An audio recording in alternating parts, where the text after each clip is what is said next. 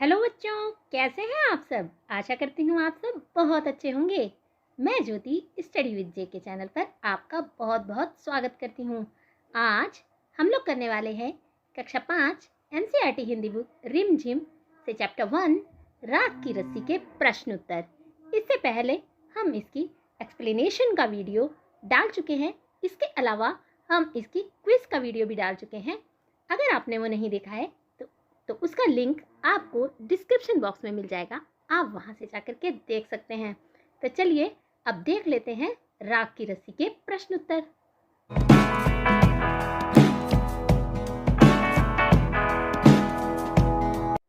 भोला भाला। आप जानते हैं कि जो तिब्बत के मंत्री थे उसका बेटा बहुत ही भोला भाला था। तो अब देखेंगे इससे रिलेटेड प्रश्न उत्तर। प्रश्न नंबर 1।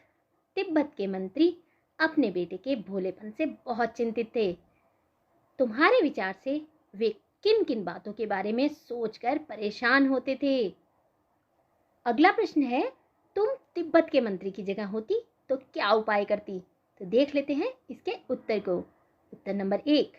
जो तिब्बत के मंत्री थे वो कई बातों को लेकर परेशान होते थे, जैसे कहीं उनके बेटे को कोई मूर्ख ना बना दे, कहीं उसका अत्यधिक भोलापन उसके जीवन रूपी नाव को डुबो न दे, वो अपना जीवन निर्वाह कैसे करेगा, कहीं कोई लड़की उससे शादी करने को तैयार ना हो, आदि आदि। तो बहुत सारे ऐसे प्रश्न थे जो सोच सोच कर तिब्बत के मंत्री परेशान होते थे। अगला उत्तर, मैं तिब्बत के मंत्री की जगह होती तो मैं क्या करती। तो मैं क्या करती, अपने बेटे को रोज अपने पास बिठाकर दुनियादारी समझाती, उसे पढ़ाती लिखाती, उससे सवाल जवाब करती, उसकी परीक्षा लेती। शहर की तरफ मंत्री ने अपने बेटे को शहर भेजा था। तो अब देखेंगे प्रश्न नंबर 1। मंत्री ने अपने बेटे को शहर की तरफ रवाना किया, शहर भेज दिया था। प्रश्न नंबर क, मंत्री ने अपने बेटे को शहर क्यों भेजा था। उसने अपने बेटे को भेड़ों के साथ शहर में ही क्यों भेजा। तो इसका जो उत्तर है वो है, मंत्री ने अपने बेटे को शहर इसलिए भेजा ताकि वह दुनियादारी समझे और व्यवहारिक बने। क्योंकि देखो, शहर में तरह तरह के लोग मिलते हैं। कई लोग व्यापारी होते हैं, दुकानदार होते हैं, फेरी वाले होते हैं, सब्जी वाले होते हैं, कपड़े वाले होते हैं। तो बहुत सारे की दुकानदारी शहर में की जाती है। तो वहाँ पर जब वो लोगों को दुकानदारी करते हुए देखेगा तो क्या होगा, वो व्यवहारिक बनेगा, उसको भी समझ में आएगा कि किस तरह से दुनियादारी की जाती है। उसने अपने बेटे को भेड़ों के साथ ही शहर क्यों भेजा था। तो इसका जो उत्तर है वो है, शहर के लोग ज़्यादा होशियार और सूझबूझ वाले होते हैं। ऐसे लोगों के बीच रहकर भोला भाला व्यक्ति भी होशियार और सूझबूझ वाला बन जाता है। इसी कारण उसने अपने बेटे को भेड़ों के साथ शहर में ही भेजा। ऐसा नहीं है कि गांव के लोग होशियार और सूझबूझ वाले नहीं होते, लेकिन ऐसा जरूर होता है क्योंकि उनका दिन में कई तरह के बाहर के लोगों से भी पाला पड़ता है, उनको बाहर के लोगों से भी बातचीत करने को मिलती है। तो उससे क्या होता है, उनमें सूझबूझ बढ़ जाती है। अगला प्रश्न, तुम्हारे घर के बड़े लोग पहले कहाँ रहते थे, घर में पता करो। आस पड़ोस में भी किसी ऐसे व्यक्ति के बारे में पता करो कि किसी दूसरी जगह जाकर बस गया हो, उससे बातचीत करो और जानने की कोशिश करो कि वे क्या अपने निर्णय से खुश हैं, क्यों। एक पुरुष, एक महिला और एक बच्चे से बात करो। यह भी पूछो कि उन्होंने वह जगह क्यों छोड़ दी थी। आपको ऐसे व्यक्ति से बात करनी है जो किसी और जगह से आकर आया हो। तो आपसे उससे पूछना है कि वो वहाँ से आए हैं तो क्या वो खुश हैं या नहीं है। तो ये बातचीत आपको करनी है, तो ये आपको खुद से करना है। अगला प्रश्न है, जौ एक तरह का अनाज है जिसे कई तरह से इस्तेमाल किया जाता है। इसकी रोटी बनाई जाती है, सत्तू बनाया जाता है और सूखा भून कर भी खाया जाता है। अपने घर में और स्कूल में बातचीत करके कुछ और अनाजों के नाम पता करो। तो इसका उत्तर देख लेते हैं। गेहूं, जौ, मक्का, धान, बाजरा, ज्वार, ये सभी अनाजों के नाम हैं। अब देख लेते हैं अगले प्रश्न को। प्रश्न नंबर 3। गेहूं और जौ अनाज होते हैं और ये दोनों शब्द संज्ञा हैं। यहाँ पर दोनों लिखेंगे। गेहूं और जौ अलग अलग किस्म के अनाजों के नाम हैं, इसलिए ये दोनों व्यक्तिवाचक संज्ञा हैं और अनाज जातिवाचक संज्ञा है। इसी प्रकार रिमझिम व्यक्तिवाचक संज्ञा है और पाठ्यपुस्तक जातिवाचक संज्ञा है। नीचे दी गई संज्ञाओं का वर्गीकरण इन दो प्रकार की संज्ञाओं में करो। अब बच्चों, पहले तो आपको ये पता होना चाहिए कि व्यक्तिवाचक संज्ञा क्या है और जातिवाचक संज्ञा क्या है। देखो, संज्ञा तो आप जानते ही हैं। संज्ञा क्या होता है? किसी भी व्यक्ति, वस्तु, स्थान, चाहे वो जानवर हो या फिर कोई इंसेक्ट हो। अगर हम इंग्लिश में बात करें, the name of any person, place और thing, animal including insects are called noun. तो जितने भी नेमिंग वर्ड्स होते हैं उनको नाउन कहा जाता है। इसी तरह से हिंदी में वह शब्द जो किसी प्राणी, वस्तु, स्थान, गुण, अवस्था, भाव एवं विचार का बोध कराते हैं उसे संज्ञा कहा जाता है। और संज्ञा के कितने भेद होते हैं? तो संज्ञा के 5 भेद होते हैं।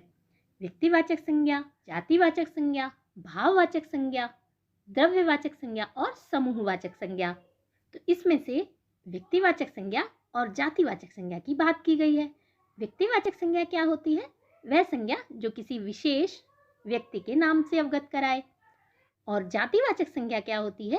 वह संज्ञा जो किसी जाति के बारे में बोध कराए। जैसे कि लड़के हैं तो बॉयज हैं, तो ये क्या होता है?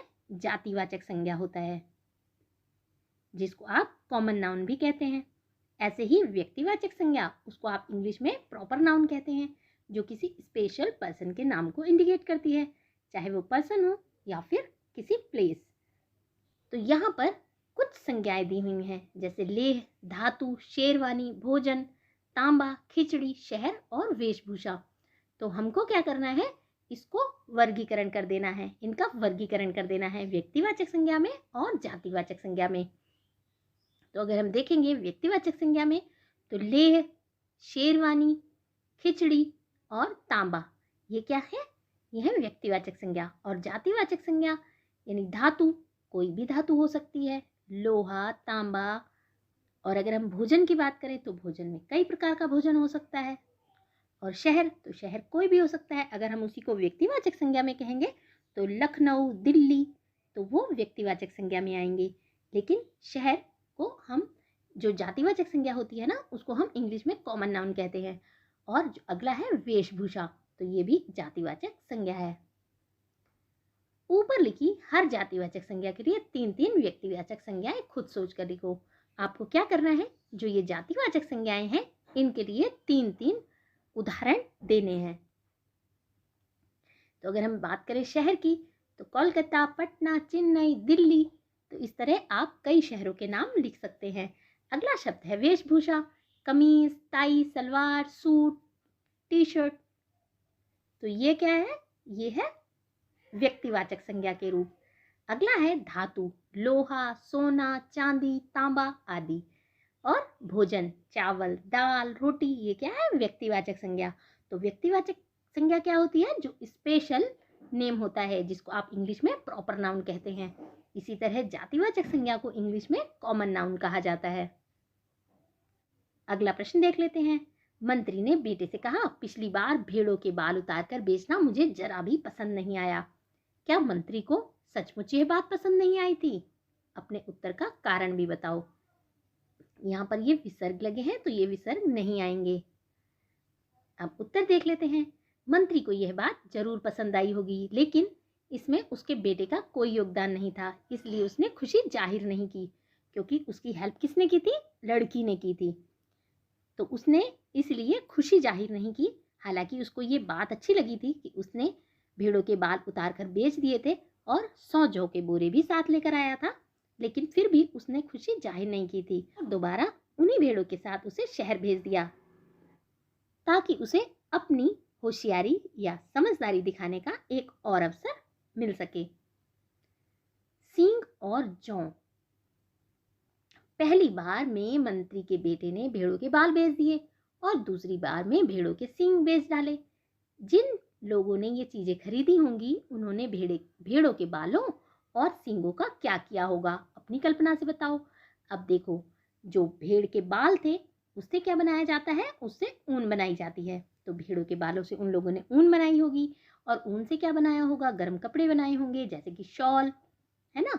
और ऐसे ही भेड़ के जो सींग होते हैं, उनसे क्या किया जाता है? उनसे सजावट की चीजें बनाई जाती हैं। अब देख लेते हैं अगले प्रश्न को, बात को कहने के तरीके। देखो, किसी भी बात को कई तरीकों से कहा जा सकता है, तो यहाँ पर भी कुछ ऐसे वाक्य दिए हुए हैं जिनको आपको बताना है कि आप उसको किस तरह से और कह सकते हो।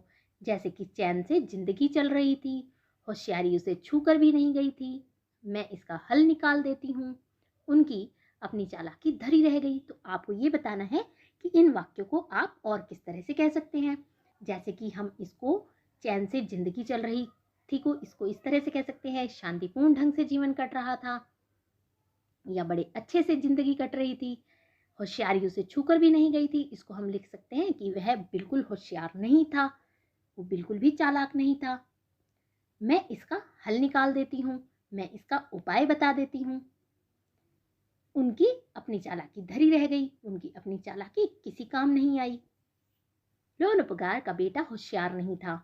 होशियार और चालाक में क्या फर्क होता है? किस आधार पर किसी को तुम चालाक या होशियार कह सकती हो? इसी प्रकार भोला और बुद्धू के बारे में भी सोचो और कक्षा में चर्चा करो। आपको बताना है कि होशियार और चालाक में क्या फर्क होता है।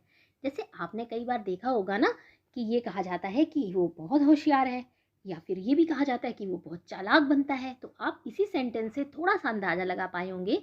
होशियार का मतलब होता है कि जहाँ पर कोई भी अपनी समझदारी से किसी चीज को करता है, और चालाक क्या होता है?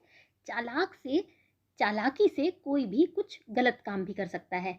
लेकिन चालाकी और होशियारी, इसमें फर्क इसी आधार पर होता है कि जो चालाक होते हैं वो चालाकी से किसी का बुरा भी कर सकते हैं, और जो होशियार होते हैं वो अपनी समझदारी से कई बुरी बिगड़ते हुए काम को भी अच्छा कर सकते हैं। तो इसी तरह से जैसे भोला और बुद्धू है, भोला कौन होता है?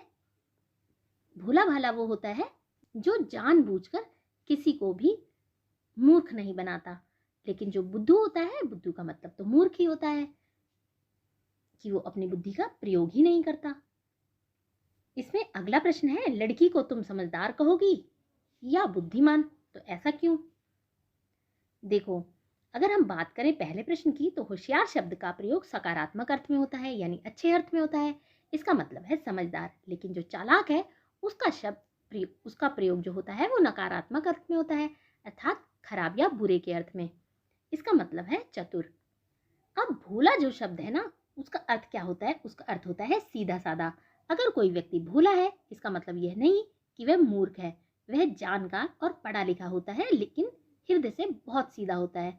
और बुद्धू शब्द का अर्थ जो होता है मूर्ख या बेवकूफ। और जो लड़की है ना, वो कैसी थी? वो बुद्धिमान थी। उसने अपनी बुद्धि से एक मंत्री को इतना प्रभावित किया कि उसने अपने बेटे से उसकी शादी कर दी। वो जानते थे कि अगर वो लड़की उसके लड़के की जिंदगी में आएगी तो वो धीरे धीरे होशियारी सीख जाएगा, धीरे धीरे वो भी समझदार हो जाएगा, और जिंदगी में उसको कोई भी बुद्धू नहीं बना पाएगा। आपको बताना है कि आपको ये वीडियो कैसी लगी। अच्छी लगी हो तो इसको लाइक ज़रूर करें, अपने दोस्तों में ज़्यादा से ज़्यादा शेयर करें। जो लोग चैनल पर नए हैं, चैनल को सब्सक्राइब कर लें। Thanks for watching.